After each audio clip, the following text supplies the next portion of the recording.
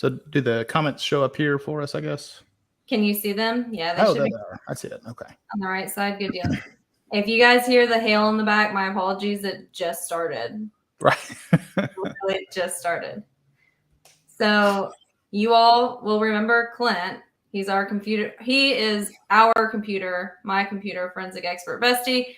You'll remember him from the Duggar trial. He testified in the Duggar case, and now today he will be helping us break down some of the computer forensics from the Johnny Depp trial, which, as you all know, will reconvene tomorrow morning. So we will get into it. Where should we start? Where do you want to start? I guess we kind of need to start talking about what's going on, why there's a question on some things.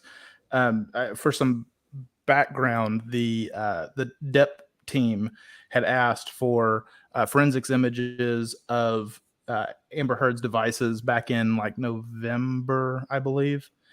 And the judge had said, yep, you can produce this. And then there's been some back and forth, and there's some accusations that some data is corrupted and things like that. So, and they were ordered to hand over those devices for viewing. And the interesting thing is, and we'll talk more about that later, they had a third-party person that was supposed to be making sure that they didn't invade Amber Heard's privacy, so that they only took certain things off of these devices that applied to certain dates in question.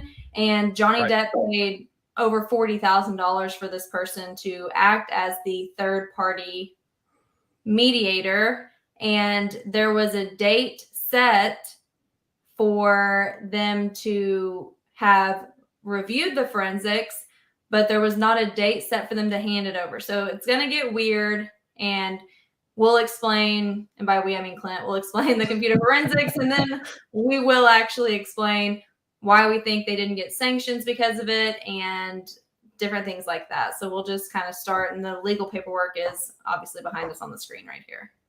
Right. Yeah, so just for some background, like we said, there was a question on getting the actual forensics data. And let me find out what page that was on. Hang on just a second. And I did those notes on the Google Drive for us too. Oh, okay. So if I open this up, there is a table on here. And so the actual on the document here, Exhibit A, is the actual order from the court case saying that you have to turn this over. And in the PDF on page 13, those are the dates that are in question. So here's the order. It is this 8th day of November 2021, hereby ordered as follows. Basically says that Amber Heard shall produce her original devices, including mobile devices and computers, including laptops and iPads, as well as operating system drives and cloud backups for these original devices. And then the dates in question are all right here. Yep, right here. So these are the dates that the actual order says that we're going to be searching for. So if you add all these dates up, it's less than a year cumulative of the amount of data that they're going to be going through.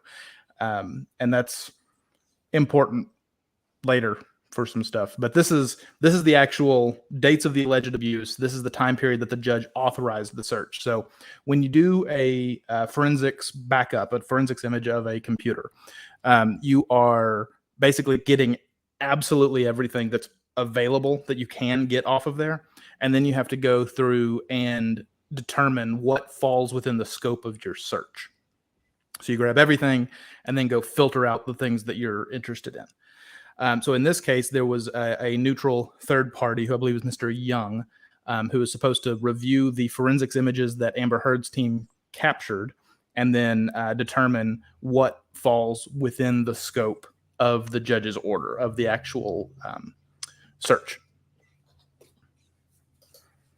And then there's a few extra dates down here, but basically you can see they're looking for May 21st, 2016, April 21st, 2016. You can see that though the years obviously vary from 2012 down to 2016, they have specific days and time frames. So like Clint said, it's really not that much all in all that they were requesting. Right. So they're alleging that there was abuse that took place on May 24th, 2014, for example.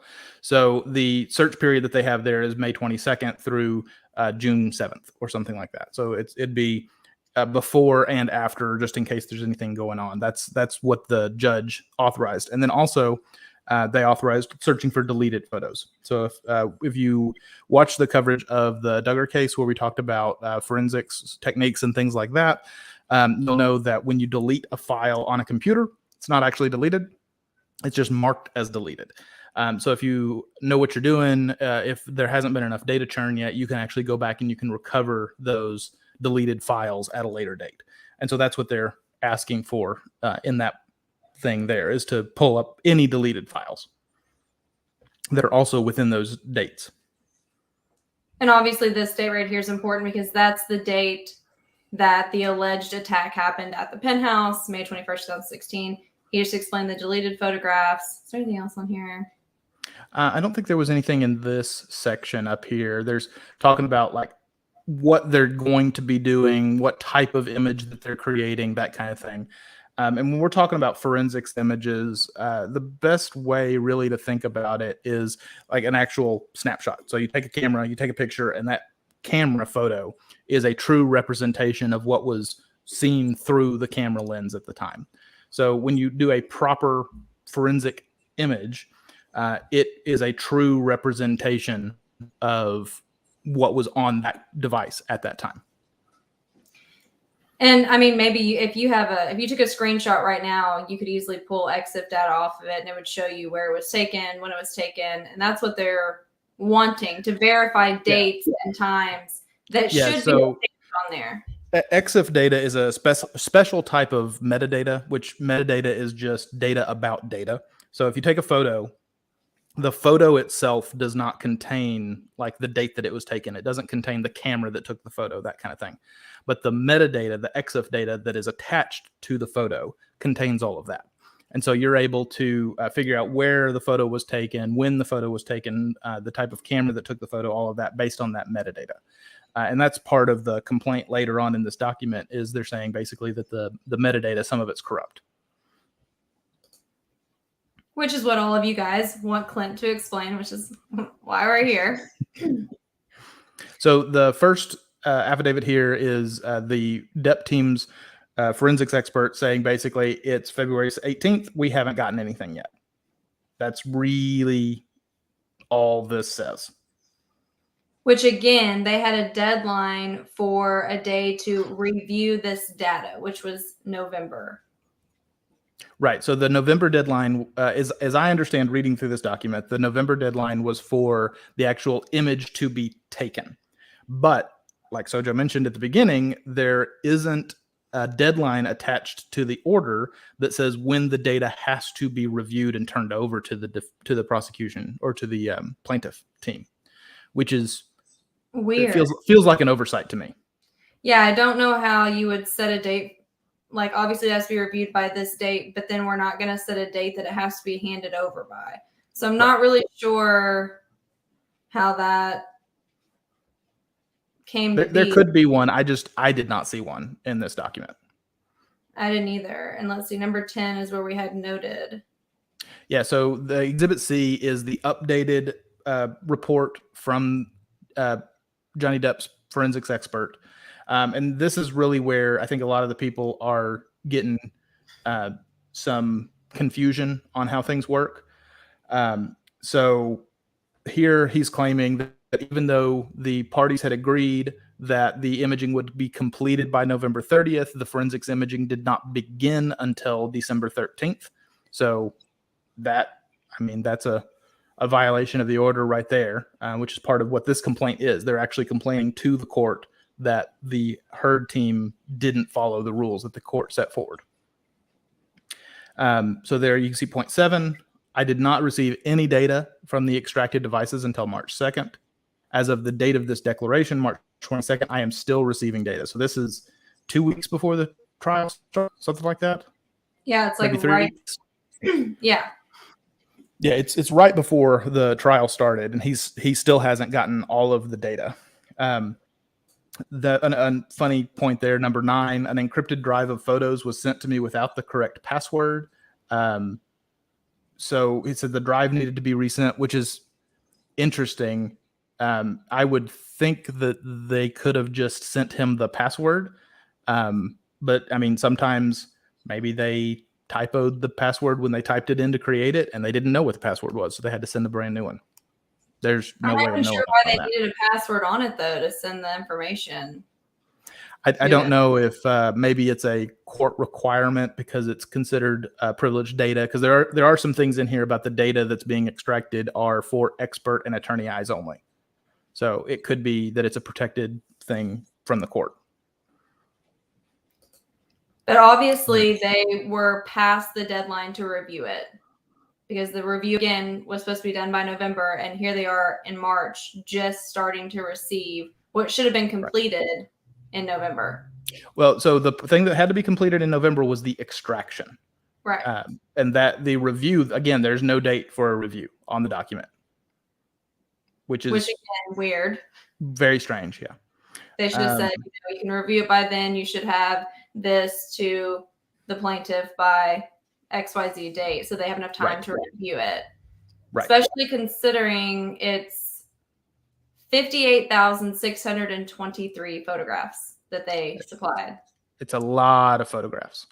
So as part of that point number 9, the expert is complaining that the files that he did receive were not raw, were in the wrong format. So a raw photo, if you're not familiar with photography terms, a raw photo is basically completely unedited. It's straight off the camera sensor with no editing at all. Depending on what the format is, how the camera is set up, some cameras apply some automatic editing and the photo is still considered raw. I'm not sure if that's what they're talking about here, or if they're talking about, I'm not sure if they're talking about like camera raw, which is straight off the sensor, no editing, or if they're talking about unedited by a third-party video or photo editing software. So it could be either way, because raw is kind of a nebulous term in photography, but generally it means unedited. So he may be claiming here that the photos he got were edited. He may be claiming that he just didn't get them in the right format. There's not really enough information here.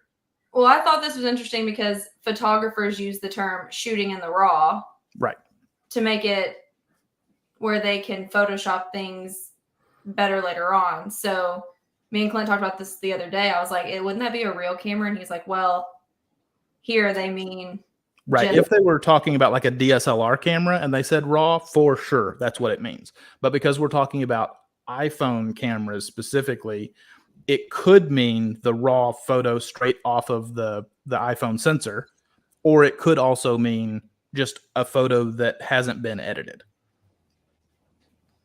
So let's see here. So this point number 10, right. So this is the one that I don't know what they're complaining about here. So they said Ms. Heard's retained experts used unlicensed and outdated software to image the devices, including Celebrite and Microsoft Excel. So Celebrite is a forensic mobile device imaging software. Microsoft Excel isn't. Excel's not a forensics tool. We use it for data analytics. We use it for all kinds of things, but it's not a forensic tool. They said specifically they were using the 2010 version of Microsoft Excel, and it was unlicensed. I don't know what difference an unlicensed version of Excel has to do here, simply because like Excel, even if it's unlicensed, it still works. Like you can have a trial version of Excel and use it. You can generally what happens when you have an unlicensed version of Excel, so the trial has expired or something like that, is it just won't let you make changes to documents. So it'll let you open them, it'll let you view them, but you can't save any changes. So I don't know what the complaint is there. They say the key software in this case, Celebrite, is also unlicensed, which sure, that could be an issue. It says, which means it is outdated and obviously not supported for future updates, by the manufacturer. That doesn't follow. So just because Celebrite is unlicensed does not mean it's outdated. I can go download free trial software off the internet and not put a license in it. And it's unlicensed at that point, but it could still be the most recent version. It does not mean that it's outdated just because it's unlicensed. So I'm not really sure why they're making that distinction. There may be other evidence that is not presented in this document why it's unlicensed or why the unlicensed is a big deal, but there's nothing in this document that explains that. I said to Clint, I was like, maybe it matters in a courtroom as far as the outdated software or unlicensed software. That might matter in a courtroom, but as far as the performance, as far as what that service can do, it doesn't matter. Yeah, generally, when you have like a trial of something or something that has passed its license, you run into a couple of common limitations. One of them is like Microsoft Excel, where you just can't save changes. You can view, but you can't change. Another common thing is sometimes it'll like watermark stuff and say this is an unregistered version of this thing. Another thing is like it'll be limited to like, oh, I'll extract the first 100 files or something like that. Another thing might be I'll extract all of the files, but I won't extract all of the data. There's a lot of things that could be wrong with using unlicensed software, but saying that it's because it's unlicensed, it is outdated is false. That is incorrect. It may be unlicensed and outdated. That's possible, but it's not outdated because it's unlicensed. Another thing here is there are approximately 58,623 photographs that I have received. So if you remember, we talked about the actual dates that are up there at the top, where if you add all of those dates together, it adds up to less than a year.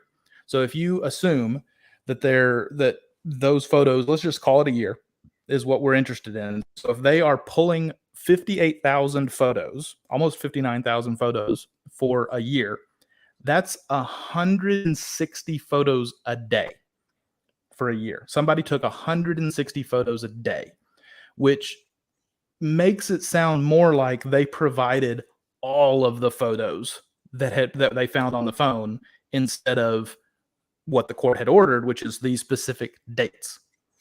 Which to me sounds like a tactic to bog them down. Like, we're going to give you way more than you asked for so that you have a way larger workload and more things to sort through. And I'm not saying that's what they did. I'm just saying to provide that amount of photographs, I'm sure based on what we've seen in court that there's not 58,623 photographs of injuries or fights or damage to the house. So it makes it seem to me like this was a bogging down tactic. Right. Yeah.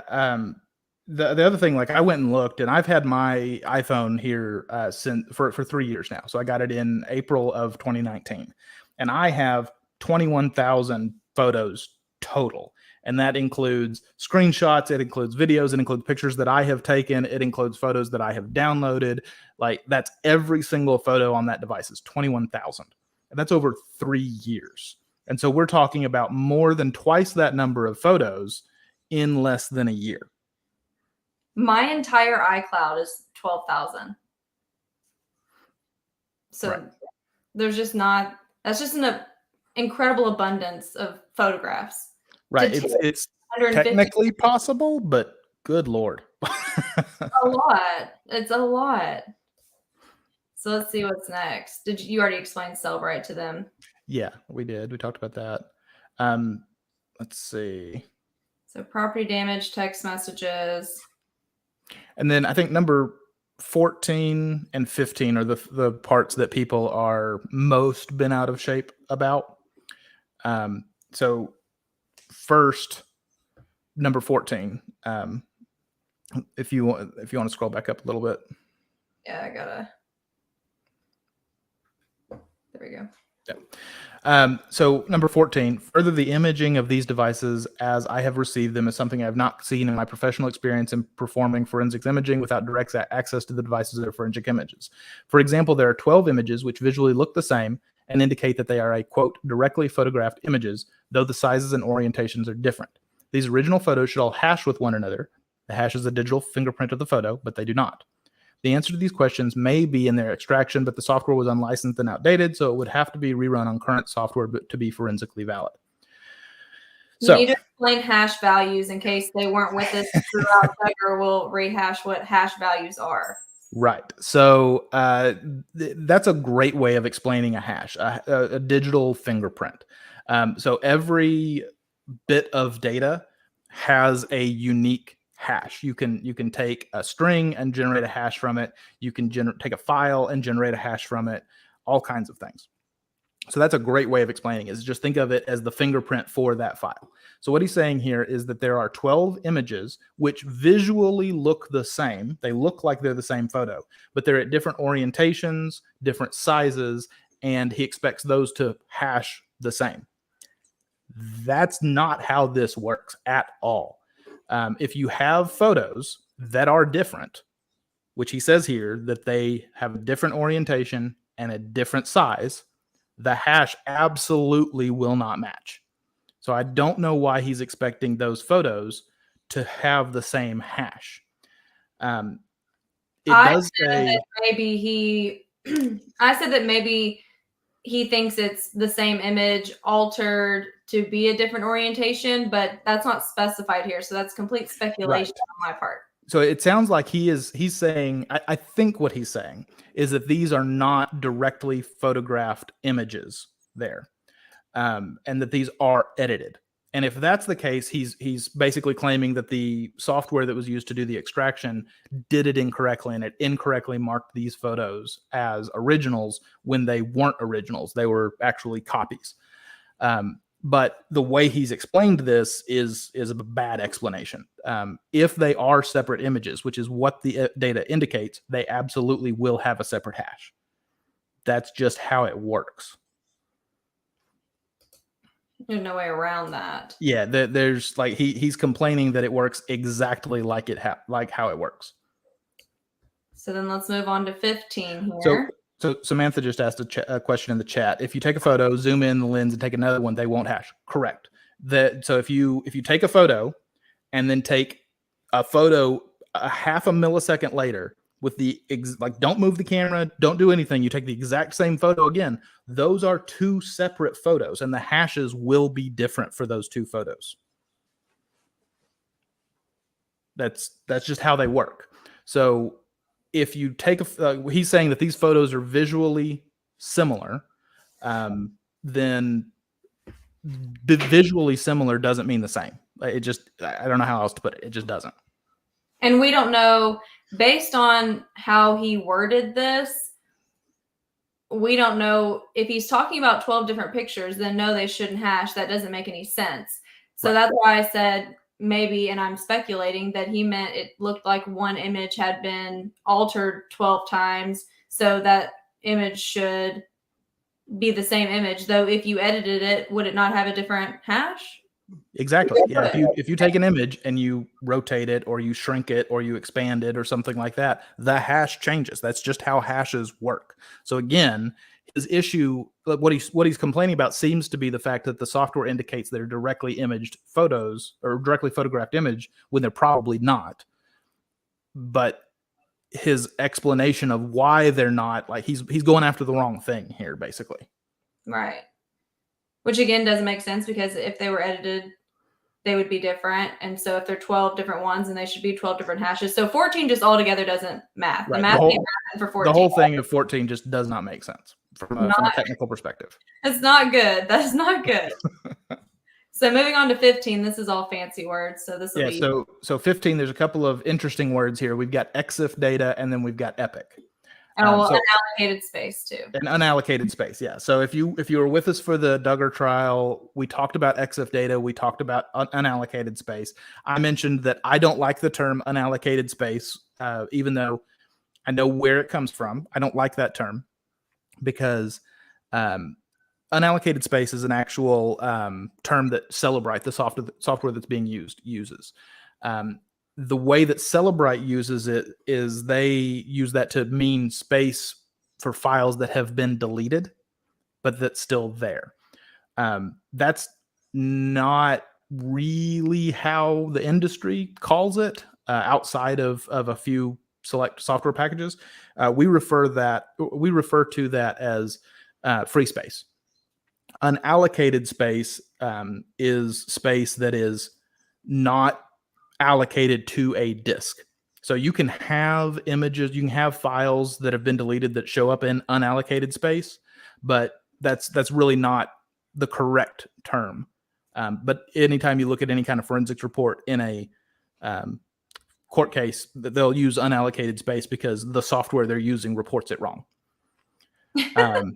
So EXIF data we mentioned earlier. EXIF data is metadata for photos. It contains information about when the photo was taken, where the photo was taken, what kind of camera took the photo, that type of thing. You can go in, you can put like copyright information in, you can put in the photographer's name. It'll include, if it has that type of thing, it'll include like what the camera angle was, what the flash settings were. There's all kinds of data that can be stored as EXIF. But the complaint here is that he's saying has dates when the photographs were taken that do not make sense. For example, the EXIF data for some photos indicates they were taken in the 1970s or 80s, even though EXIF data was not invented until 1995. The anomalies in the EXIF data cannot be attributed to unallocated space or default to the normal epoch when there is an EXIF error. So there's some confusing words in there. So he says cannot be attributed to unallocated space. The reason that he says that is when a file is deleted, what happens is you've got the file that's sitting out there, and it's the string of zeros and ones that are on the disk, and then you've got the file table that's at the beginning of the disk usually, and it contains like file A starts on sector 6004. Well, when you delete a file, instead of it going and clearing all of the ones and zeros off of the disk starting at sector 6004, it just goes to the file table and it says file A doesn't exist anymore. The actual zeros and ones are still out there on the disk, but the entry in the file table is gone. And that just marks it as available for the operating system to come back and reuse that space on the disk. So what can happen is the space that was marked as available can get overwritten. And so data like EXIF data and other things like that may get overwritten and be corrupted and not be able to be extracted. So that's what he's talking about there. That's fairly common for when you go to extract files, is you may be able to get the whole file back, but the metadata is gone. That's pretty standard, but he's saying that the errors that he's seeing cannot be attributed to that. And he also says it can't be attributed to the normal epoch date. So an epoch in computers, when used like this, an epoch is a standard date that we use to reference things. So a common one that you'll see a lot is midnight January 1st, 1970. And that's what we call the Unix epoch. And what that is the Unix is a operating system that a lot of modern things, including iPhones, are built off of. And so the way that they track time is they count the number of seconds since the Unix epoch. And that's stored as a number. And so if you want to calculate what time it is, there'll be a big, huge, long number, and you just take the date of the epoch and you add that number of seconds to it, and it will tell you what the date time for that number is. It's called Unix time. And what'll happen sometimes is the data will get wiped out. So instead of saying that the current date is like, I don't know, 3 billion something, it'll say the current date is 0 because it couldn't extract it, it's gone. Well, when that happens, the data will report that the date is whatever the epoch is, January 1st, 1970. So anytime you see that kind of date, Windows uses like 1980, 1601. There's some other pretty common ones like that. But anytime you see that type of thing, it generally means that there was an error in the corruption and it was unable to calculate the date. It just set it to 0. So what he's claiming here is that the dates that he's seeing cannot be attributed to the epoch date when there's an EXIF error. So what that could mean is that the dates he's seeing, like they have a Unix timestamp, but it's an invalid Unix timestamp. It could be that, the software just guessed, the software recorded it wrong. I've seen this type of thing when you copy files through multiple different systems, where there's what's called bit rot and that type of thing, which is just data corruption over time. What happens is those time fields become corrupted over time, and the computer tries to correct it when it detects that type of thing, and it will put what it thinks is the right entry in that field, and sometimes it's just wrong. So I've seen this happen over time where the dates will get filled in with like 1960s, 1970s, that type of thing, which can't correlate directly to those epoch times, but it just has to do with data moving between devices, getting corrupted over time, that type of thing. So it's not necessarily an indicator that the Amber Heard team did something wrong. It could just be that the data that they were given was bad. That could be 100% it. So there could be no malice intent in the corruption of the files. It could just be that they were deleted, which is the false term for unallocated space in La La Land. And then when they got written over, even though they were extracted, it caused the corruption to where the original date is no longer present, and they've replaced it with just the standard epoch date. That's a explanation. It could also be just that the files are old. I have seen this happen personally with photos that I have taken, where the photos get moved between devices a lot, and eventually the device just loses track of how to track the time properly.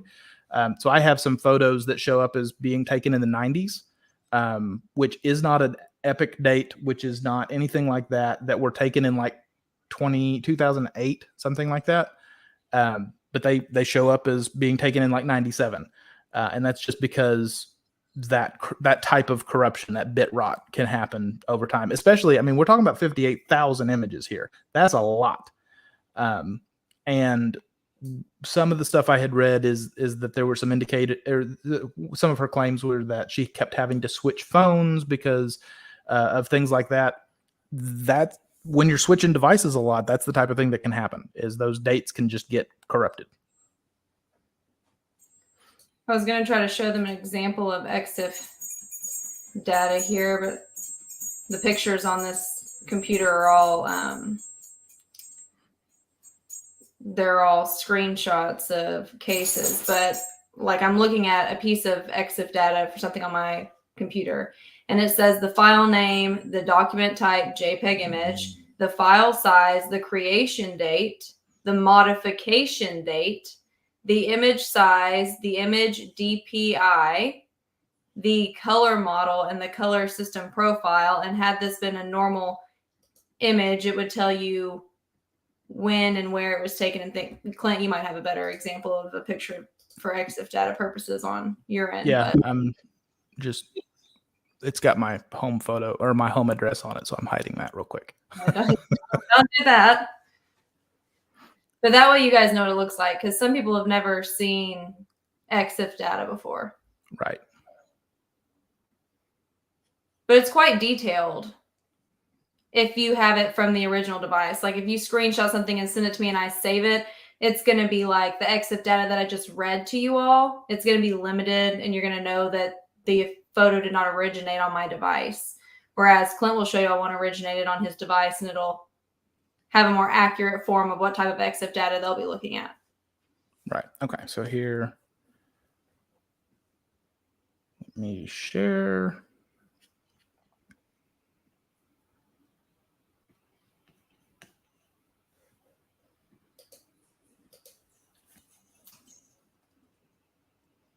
Okay. So this is a photo that I took yesterday. Let me hang on. zoomed in on my house, which I did not want. Well, don't worry, we didn't see that on our end.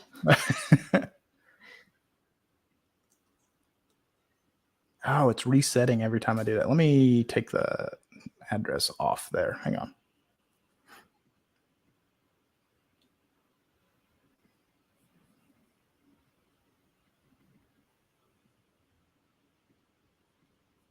If it'll let me, I may need to use actual real software for it. If not, I might be able to pull here we go. Here we go. I got it. Peak system. Okay. So this is a photo that I took yesterday. It's just a picture of a computer that I was working on. And then you can see down here, this is the metadata that's associated with that photo. Do you want me to add it back onto the stream?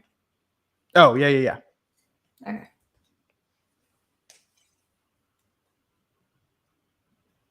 You got it here? Okay. So this window down here in the corner is the metadata, and it's actually got the location down here, which is why I have it zoomed, or I've got it moved over to the side. But you can see the file name, the date, the time, what camera took it, the settings of the camera, the original size, all of these different camera settings. I can go in, I can tag captions, I can tag keywords, that type of thing. This is a real simple example of metadata here. But that's the type of thing that's included in metadata. And so you can see this one is an HEIC photo. I suspect that when they're talking about raw photos, that's what they mean. That's a special format that Apple uses when you take photos that includes the live photo information. So the live photo is technically a video. And then there's a single frame that they use for displaying the actual image. So when they're talking about the raw photos, I suspect that they're asking for these HEIC files, not the JPEGs, which is what most people would think of as a photo. So let's see here. Someone said they couldn't see it. So let's see.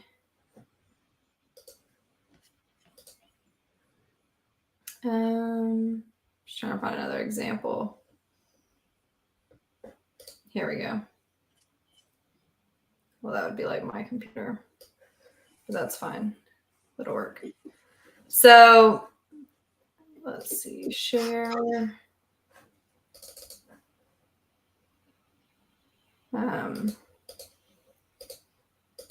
Let's see, right here.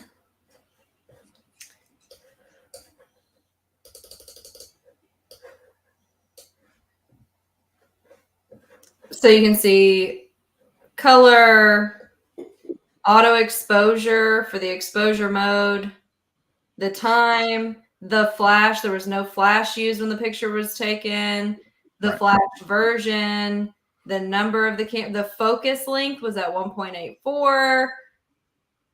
It was taken with an Apple, an iPhone 4S with the front camera at 1.85. Like it gives you quite extensive data. And up here you can see there's GPS in general, but this is just an example I pulled online.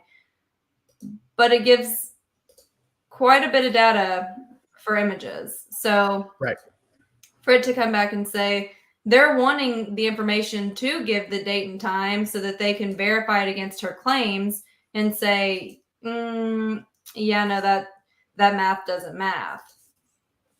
But without it, it's hard to prove that she's lying or telling the truth. So it's messed up both of their sides, really. Right, and this is the part that I found interesting about this is, so here he's saying that they gave us photos that the data says that they were taken in the 70s and the 80s, that type of thing, and he's basically saying this means that the extraction was corrupted, that there's something going on here, that the data is corrupted. The interesting thing I found there is they weren't supposed to turn over all of the photos. They were supposed to turn over photos with specific dates. So if the dates on the photos are wrong, why were they turned over to the Depp team to begin with? which goes back to my argue of intentional overflow. Or just straight stupidity. Fuck, who knows? I mean, let's be honest. Right.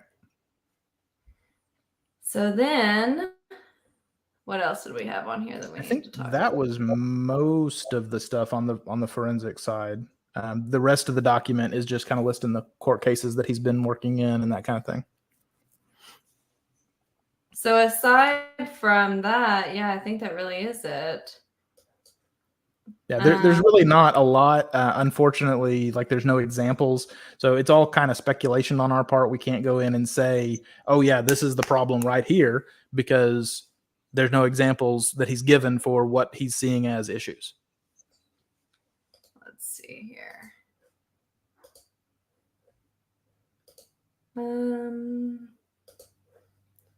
Right here, make sure I'm not missing anything. So,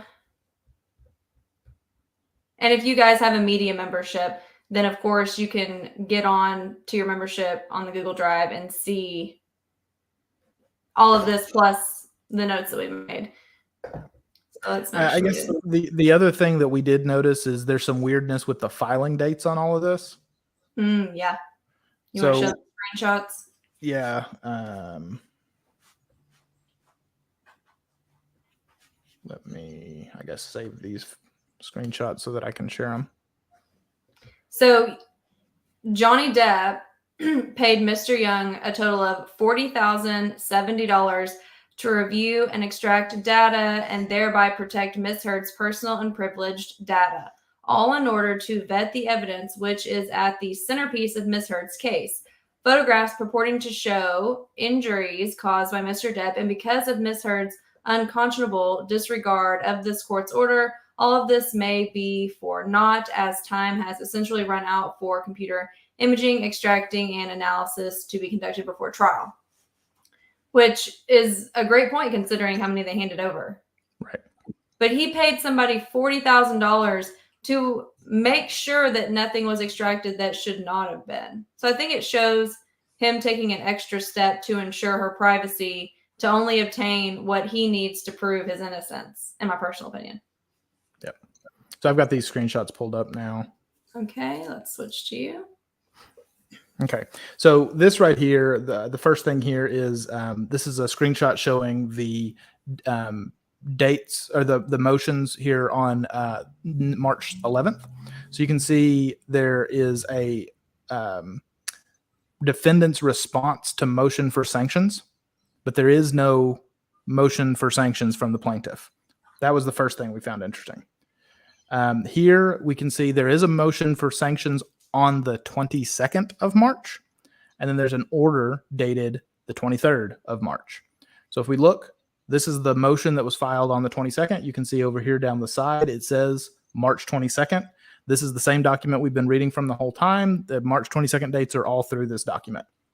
And then here is the March 23rd order that says the motion for sanctions filed on March 11th, 2022 is denied. And that's the part that I don't understand what's going on, because according to the court document on the Fairfax County Court website, there was no motion for sanctions on March 11th.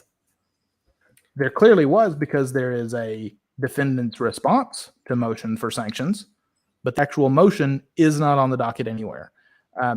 What we're suspecting is that this March 22nd was a refiling where they included the experts' updated information, but it doesn't reflect that anywhere. It's very, very strange.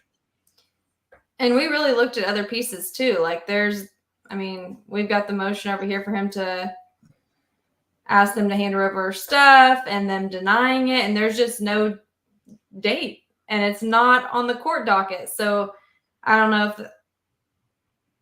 why it's on the court docket or why the dates don't match. That makes no sense. Right. But I think it's interesting how many times they had to ask as well. I mean, there's several motions asking to compel, and then there's several motions just going back and forth, but they get denied. And the thing that I think is interesting about that is part of that, I feel like, is because there's no date. Yeah. Like there's a date that they had to review it by, but there's not a date that they had to hand it over by. Right. And part of the motion for sanctions includes them saying basically, well, they used an unlicensed version of the software, and that they need to redo it with a licensed version of the software. Well, if you read the original order, the plaintiff was supposed to sign off was supposed to sign off on the software used. So I can't help but wonder if maybe the reason that the sanctions failed is the judge basically looked at it and said, well, yeah, they didn't do what they were supposed to, but you signed off on it. So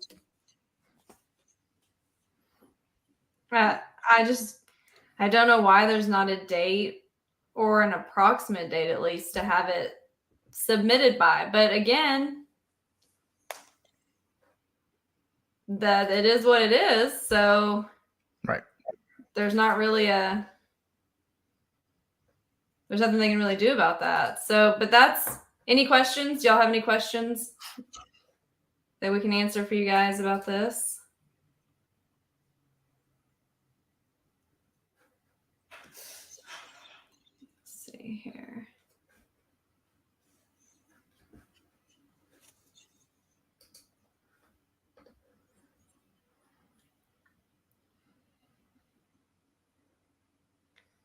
The math doesn't math very often. No, it does not.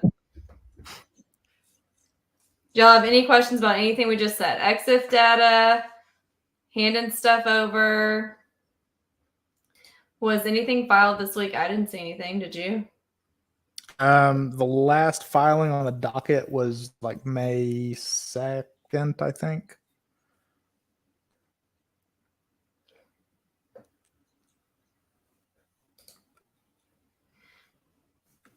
So there's been an issue where they were compelling Amber to hand over her phones so that they could verify through EXIF data the images and videos that she claims show and verify her claim of abuse. And she has not fully complied with that, or the third party guy has not fully complied with that. So that's another thing. There's 3 names on here. Yeah. So there's Johnny Depp's forensic expert that he hired, which is Brian Neumeister, I believe. Yeah, right. And then there's this Mr. Erickson who works with Mr. Neumeier. So anytime you see Erickson or Neumeister, those are the same firm. Then you've got Mr. Stephen Cochran, who is a court-appointed conciliator. And that dispute document there, that was specifically around if the defense thought that something should be protected when it wasn't, I believe. It was Mr. Cochran was supposed to be the person to mediate that dispute. Then if you go down, there's another guy, and that's the Mr. Young, who is the actual third-party attorney who is supposed to be reviewing the data from the Heard team and deciding what gets to go to the Depp team. And a large part of the complaint from Mr. Neumeister is basically saying, I don't think Mr. Young did his job properly. So there's quite a few people involved in the extraction of this data and getting it and making sure it's verified. Right. I don't know where things went wrong. I don't. Right. So the way that it reads to me is that the Heard team was supposed to create those forensic images, which honestly, that's pretty simple to do if you have the right tools and the right skill set to do it. So they were supposed to create those forensic images and then work with Mr. Young to determine what images specifically would be extracted from those forensic images and then handed over to the defense or to the plaintiff. And then the plaintiff was supposed to get that and then go through it. If you read part of the Exhibit C on here, part of the complaint that he has is basically saying the photos were supposed to be marked as this is relevant, this is not relevant, that wasn't done. There's 58,000 photos that were handed over. There's a lot of complaints here that are not necessarily being levied against Amber Heard's team. They may actually be complaining about that court-appointed conciliator. Yeah.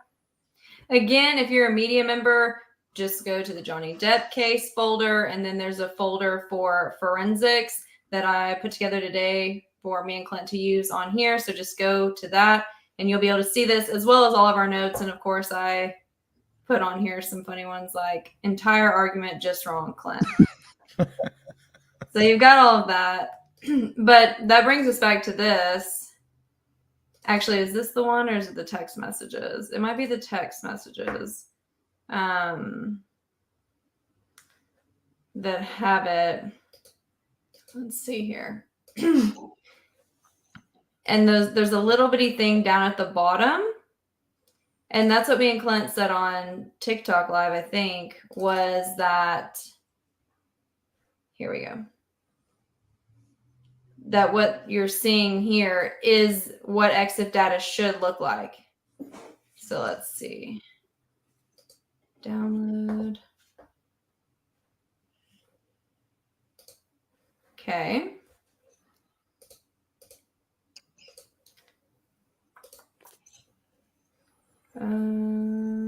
This right here. Okay, so if we're looking at this, let's zoom this way. We come down. So you see this image. This right here is EXIF data. There's even a map. So they right. They so have put it on that here. screenshot right there is from the Photos app on Mac OS. The same thing that I was showing earlier. That's what this is. And so you can see they've got the date. They've got, not that we can read it, but right.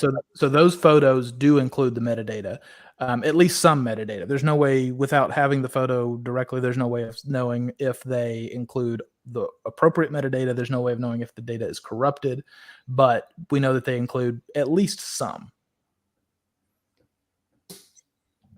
Which, this is small. I think that looks small to me for looking at EXIF data on a picture. Because when I look at it on a picture, there's, it's this long. Right. This is clearly some kind of spreadsheet that somebody put together. It's a table of the information. And it's important to note that these tables, none of them include the actual metadata. Some of them include photos of the metadata, but they don't include the actual metadata for analysis. Which does not help, because clearly you can't zoom in and see that. Right.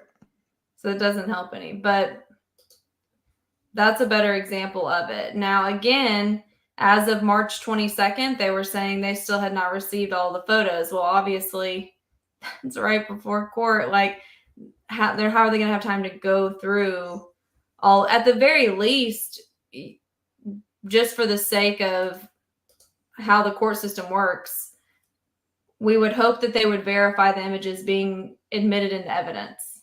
Mm-hmm. At least the ones being admitted into evidence should be verified for the date and time and location. But I digress. You would assume. You would assume. So any other questions? Now's your chance to pick Clint's brain on how computers work. So if you got any questions about this, now's your chance.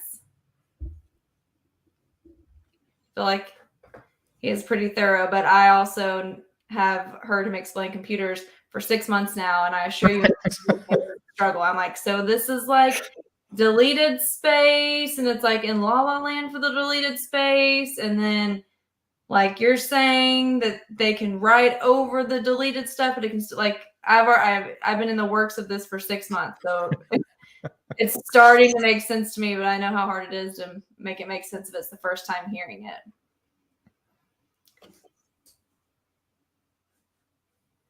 Any questions? Anything? Nothing's coming through on my end, which I feel like is weird because they're normally pretty chatty. Yeah, I don't see anything here. I mean, it is, like 2:45 on a Sunday, so. That is true.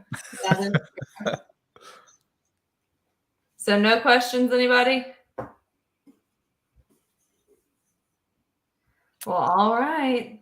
As always, thank you, Clint, for educating us on all things computer in these cases that we're obsessed with. I wish that there was more for you to pick through because it's just crazy. It's just crazy to me. I feel like this one in particular, like a lot of people were really, really concerned about stuff, but I mean, there just wasn't a lot to analyze because it's just all you've got is this one guy's explanation of being mad that he can't do his job, basically.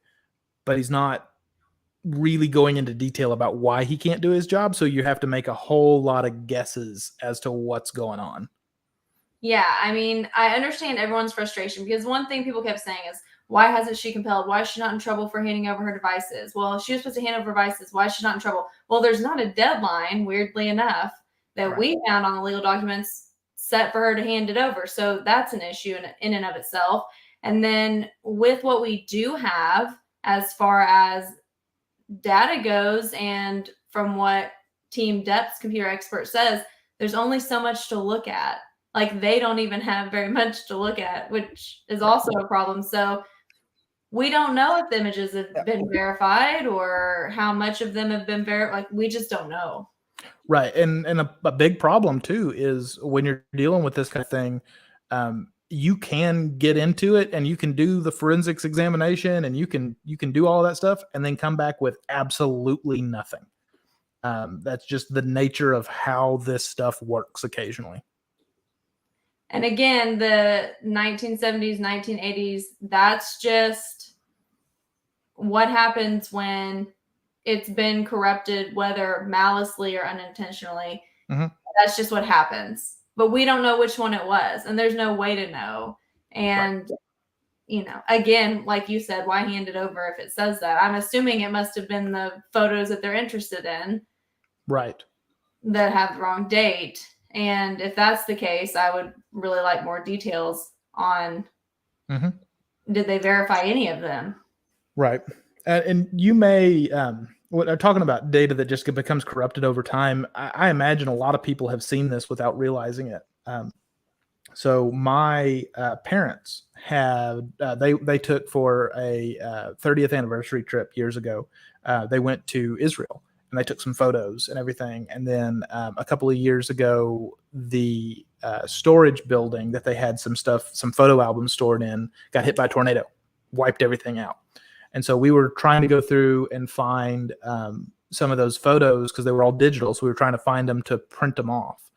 And I found several of the original photos, but just because they were old, not stored properly, something like that, some of them, like you could actually see the corruption, like the top of the photo was a different color than the rest of the photo. Some of them, the dates were completely wrong, just stuff like that. Here's a question for you. Based on the evidence that's in this document, there's no way of knowing. Like, there just wasn't enough detail here to say one way or another. And it sounds like her experts don't know either, hence why they're complaining. They're saying, hey, look, we have to have this. We've been given all of this, but there's no information on any of the stuff that you gave us. How can we verify this? We still don't have all the stuff that we need as of March 22nd. And y'all know trial was cutting it close there. So we don't have the answers, but you at least have a better idea of why it says those dates and a better understanding of just how the forensics work. If you've been looking at this document, or if you just have been curious about why she hadn't handed things over, or if she handed things over, why don't we know for sure? Because of course, if she says she got hit and she's got this bruise, okay, well, if you took the bruise, does the picture, time, and location match the time that you're saying? Have you face-tuned it? Have you photoshopped it? Are there pictures of you later in that day without a bruise, even though you had a bruise in this picture? And did you edit the bruise out, or did you edit the bruise on? So there's just lots of different ways that could go, but. And part of the issue too is, we're talking about photos. Some of these are 10 years old at this point. And so, I know for me, like I've got some photos that I took that are like, I know that they're unedited photos, but I do not have the originals of those anymore. I have no idea where they are. So I've got like copy of photo. So when you get back, when you get back older than your current phone, usually, that's a big issue, is actually finding the original photos. And just because it's not the actual original photo doesn't mean that it's edited, doesn't mean that it's been manipulated. But in a court of law, that may not be admissible because it's not the actual forensically validated original. Well, and one thing I was talking to Clint about is that they could have subpoenaed Apple to hand over iCloud documents. I've seen that in a ton of cases. I just saw that in a case that I was covering in Arkansas, and they sent a subpoena over to Apple, and Apple sent it back, and the guy ended up getting convicted because of what Apple supplied throughout the subpoena. So, and I didn't see a subpoena for Apple, so I don't know what went on there, but here's one. We've obviously seen pictures be admitted throughout this trial. There's been a multitude of pictures actually admitted into evidence. I just don't know if any of them have been verified because we've not seen the EXIF data, and their experts aren't giving too much in there. So, I mean, I wish that somebody like in the Duggar trial would say, here's this picture, here's the EXIF data from this picture. It says it was taken in this location at this time on this phone. I wish somebody would do that with the pictures so that they're verified. But there's obviously been a multitude of pictures submitted into evidence, but we've not seen any EXIF data for any of them. Okay, I did see this, but to be fair, that's kind of me. So yeah, it could suggest. Wasn't it a photo of the January calendar from the year before or something like that? Well, so the picture was supposed to have been taken like December of that year. So either she left up January for an entire year, or the date wasn't right. So people were speculating, and I posted the picture on Instagram. So, I was kind of saying like, well, the calendar says January when this is supposed to be taken in December. So either that's suggestive of something, or maybe she just leaves calendars up all year, because I can't act like I don't do that. I mean, the calendar that's in my office right now is still set to January just because I keep forgetting to change it. That's me. It literally could be either way. I'm not going to act like I'm adult enough to change the calendar, because I'm certainly not. Any other questions? Because you know that we're doing live watch tomorrow. And if y'all ask me any questions about this during live watch tomorrow, I'm going to say y'all should have asked Clint. I cannot answer. Yeah, next week we've got all of our remote associates for work flying in for meetings and stuff. So yeah, I'm not going to be joining any of these live watches because I will be, working like an adult or something like that. I can't call and bother you this week. What the hell? I am literally in meetings every single day until like 7. Don't they know that I have to call and bother you around lunchtime every day? Like there's a rhythm. Right. The whole adulting thing is really messing that up for me. Yeah, pretty much. But that's really it. So I guess we'll let you guys go so that y'all can get, rested up for tomorrow's live watch, or maybe you get on the media membership and start going through files and looking at these notes that me and Clint left, whatever it might be. But hopefully that was, educational for y'all.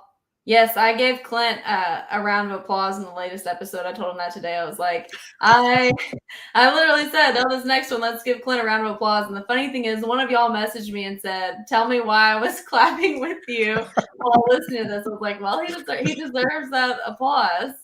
So, we now have a world-renowned in federal court. Yeah. Designated computer. I posted a screenshot of the court document that mentioned me in it on Instagram, and a buddy of mine commented on it and was like, I don't trust the government. And I said, well, that's fair. Like this is more proof you should not trust the government. It kind of makes me trust them more. I was like, okay, I can get behind this. I can get behind this. I've definitely been calling you a computer expert since December, so I fully support this.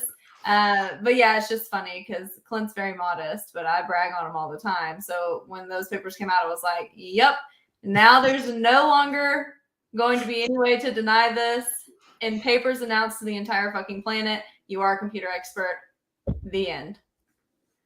So yeah, that was an interesting thing for this week. And now he's not ever going to get to leave us, is he, guys? For every case from here on out, That's it. That's what I've been told. Forensics reviews for us and break it down. So thank God for that. But that's it for us. We just wanted to answer those questions for y'all because some of y'all have tagged us on TikTok about this forensics and what it means and how can they not have handed it over? How could she not be in trouble for not handing it over? Well, it appears there's not a date set for her to have handed them over by, which I mean, I can't make that make sense, but that appears to have been kind of what went down there. And Clint just went over the rest of it for y'all. So whether it was messed up intentionally or unintentionally, I don't know, but it appears that some files are messed up and we'll just see what happens. Yep, it just happens sometimes. Without knowing how it was messed up, why it was messed up, there's no way of knowing. It's going to be the ultimate he said, she said at this point without verifying those images. So that's really all there is. I'm sad we don't have an image of the filthy carpet, but I guess that's neither here nor there. Or the parakeet floors. I'd love to see these parakeet floors. I would really love to see them. I think I might need some, the whole 9 yards. That's funny. We will see you guys later on. Yep.